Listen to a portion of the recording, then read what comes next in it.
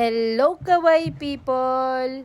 Isa na naman po magandang umaga sa ating lahat kawaii people. Samahan niyo po ako mag-harvest ng aking mga tanim na gulay. Ito pong talong, sobrang dami niya na pong bunga. Ang dami niyang bunga. May isa na po ako nakuha. Meron pa siya doon. Ayan pa siya. Ayan pa yung mga bulaklak niya. Ayun pa, oh, meron pa doon. Ang dami po niyang bunga. At ito po aking pipino, ang dami na rin po niya mga bunga maliliit. Ito po, sobrang laki, grabe. At kukunin ko na rin po itong mga tomatoes ko. Sobrang sweet po, ang tamis talaga po nitong tomato na to.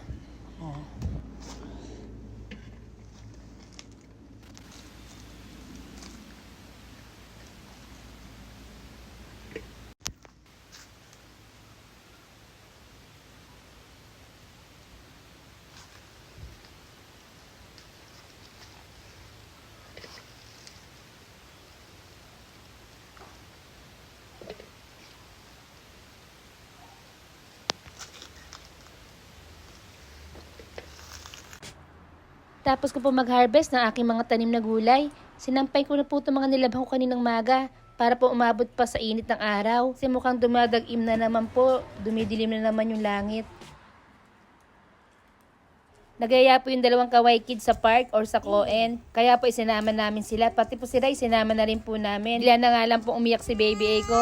Siguro nag-away na naman po sila magkapatid. Anong gusto? Ganyan naman po sila, away at bati lagi. Tingnan nyo ngayon, oh, magka-holding hands na sila. に行ってますファミリーで最初の栄光ママパパね Naglaro po kami ng soccer. Girls versus boys po kami. Halos lahat po sa pamilya namin mahilig po sa sports. Like basketball, soccer, baseball, marathon, at kung ano-ano pa pong mga sports.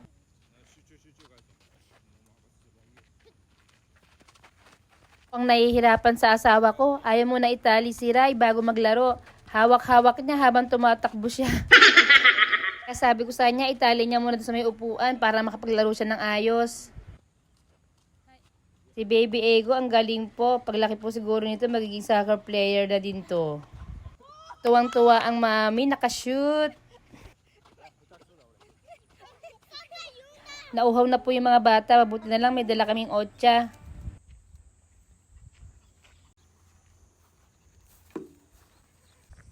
At itong asawa ko mag-exercise na po muna bago umuwi. Yung nga po pala alam, si baby A ko mahilig din po yan mag-exercise or undo. Lagi po niyang ginagaya yung papa niya. Papamanis, di ba yan? Ginagaya niya yung papa niya.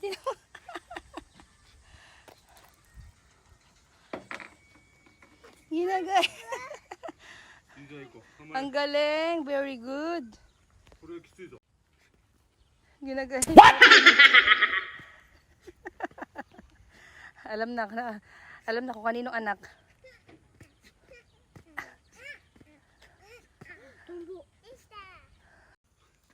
Ginagaya niya papa niya talaga.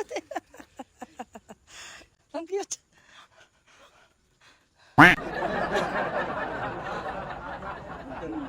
Mahilig po kasi mag-exercise din yung bata niyan.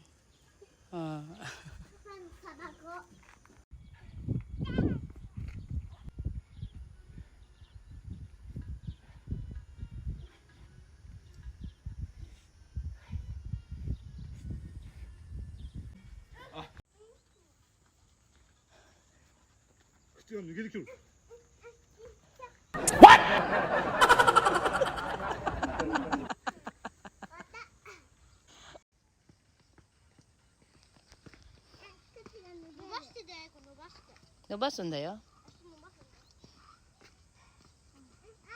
Niyaya ko na po silang umuwi kasi ang dami pong lamok. Kinakagat po kami.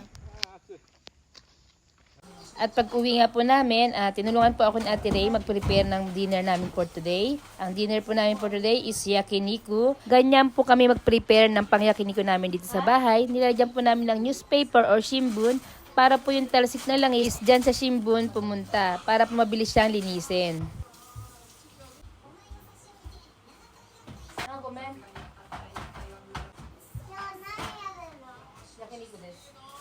Let's eat po! Ito po ang dinner namin for tonight. Yakiniku in the house. Abra? Tinawag ko na rin po yung mga kuya para sabay-sabay po kaming kumain. Bibihira na po kasi kami kumain ng sabay-sabay ngayon. Lalo pat nagkaroon na po ng trabaho yung mga kuya nila.